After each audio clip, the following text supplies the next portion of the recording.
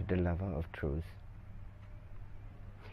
anything and everything that is apparently happening is only there to remind the lover of what is not true. The happenings are actually okay. They're just not true. It is not true to focus on them, let alone identifying with them. It is also not true to trying to reject or suppress them.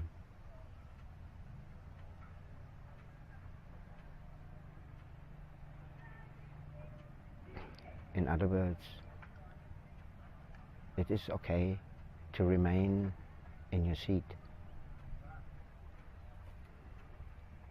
It is just more difficult to, when you're sitting in the cinema, to not identifying with the movie.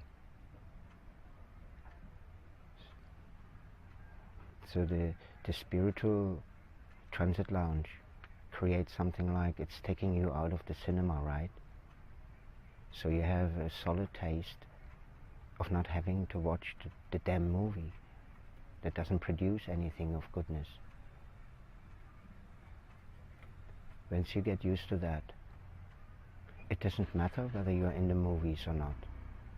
You might as well just enjoy popcorn.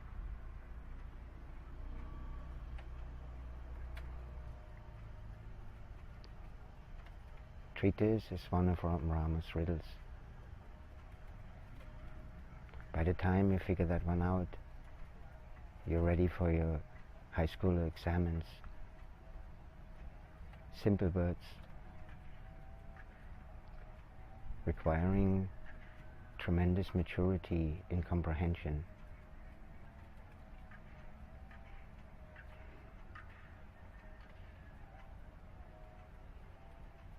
For you at the moment, it's much better to stay outside the movies,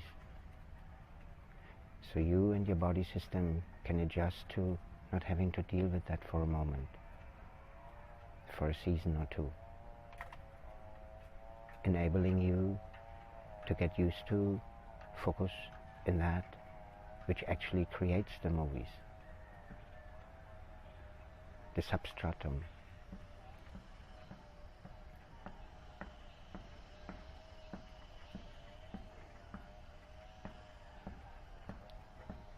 That one first. Slowly, slowly, you may get the hang of it. Then that supports you in simply being that. All this, of course, has then very little or zero focus on how you actually feel. It doesn't matter what you feel. It's not natural to feel anyway, isn't it? Well, let that become a reality in this, your precious life.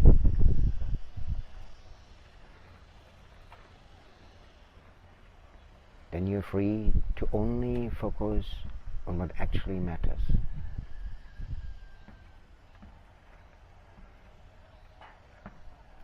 Then that love affair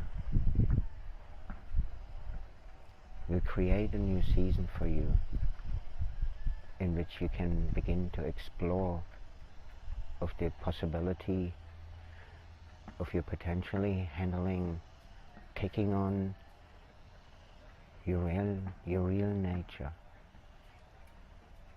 Your real nature of being consciousness as such doesn't take place by you talking about it, or thinking about it, or feeling about it.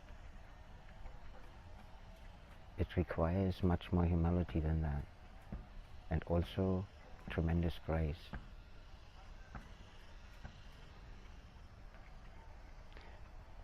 At least, you're not sitting in the cinema enables you to pass this classroom instead of having to re-sit it next year or the following 30 years, like most spiritual people.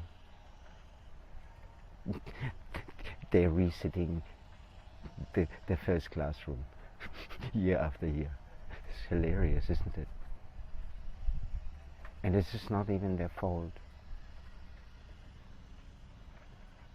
You just happen to be enrolled in the wrong school with immature teachers that only talk about something they are unable to be. So as you can see, it is like in my book.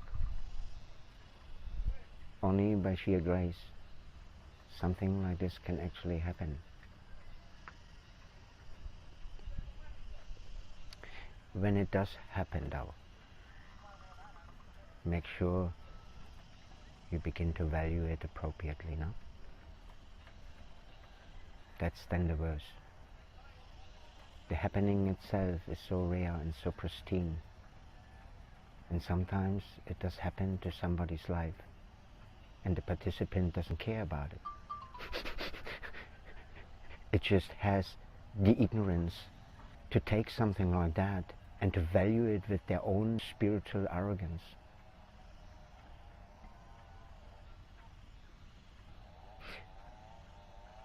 By all means, that is okay, but no longer correct, because such a participant most likely had their early awakenings to end up in a satsang.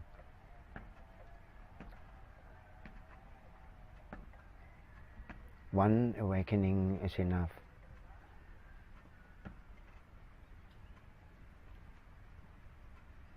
To know what you love so much is true.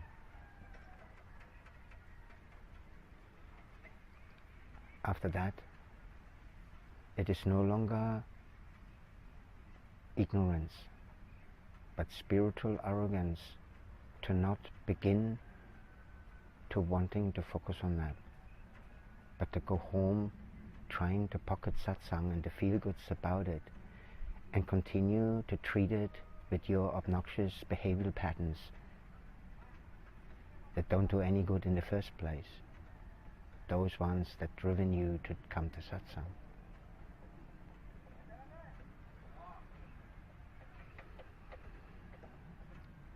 I talk about it every day. I wish you so much good luck to get this one right.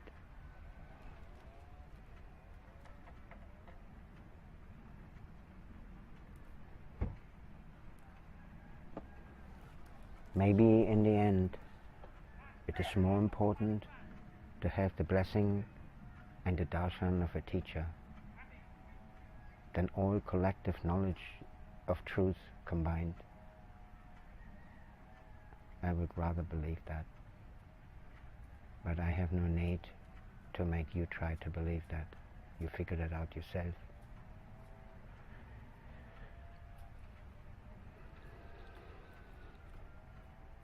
I don't even make suggestions. I rather be that instead that makes the suggestion.